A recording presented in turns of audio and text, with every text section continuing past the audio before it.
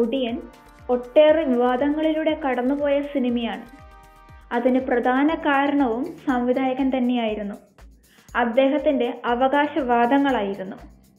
ഈ ചിത്രത്തിലൂടെ മോഹൻലാലിന് ഓസ്കാർ വരെ ലഭിച്ചാലും അത്ഭുതപ്പെടേണ്ടതില്ലെന്നായിരുന്നു സംവിധായകൻ പ്രഖ്യാപിച്ചത്. എന്നാൽ ഇത്തവണത്തെ സംസ്ഥാന അവാർഡുകൾ പ്രഖ്യാപിച്ചപ്പോൾ ഒടിയനിലെ അഭിനയം മോഹൻലാലിന് പുരസ്കാരം നേടിക്കൊടുത്തില്ല. ജയസൂര്യയും സൗബിനുമാണ് മികച്ച നടനുള്ള പുരസ്കാരം പങ്കിട്ടത്. മികച്ച സ്വഭാവ നടനുള്ള പുരസ്കാരം ജോജുവും സ്വന്തമാക്കി.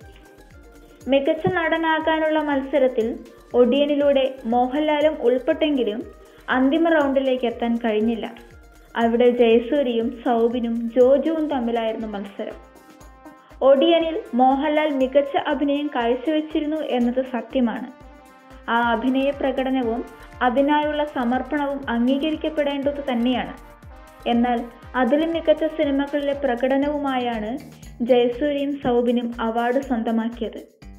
ക്യാപ്റ്റൻ, ഞാൻ മേരിക്കുട്ടി എന്നീ സിനിമകളിലെ തികച്ചും വ്യത്യസ്തങ്ങളായ പ്രകടനത്തിലൂടെയാണ് ജയസൂര്യ അവാർഡ് നേടിയത്. സുഡാനി ഫ്രം നൈജീരിയയാണ് സൗബിനെ അവാർഡിന് അർഹനാക്കിയത്.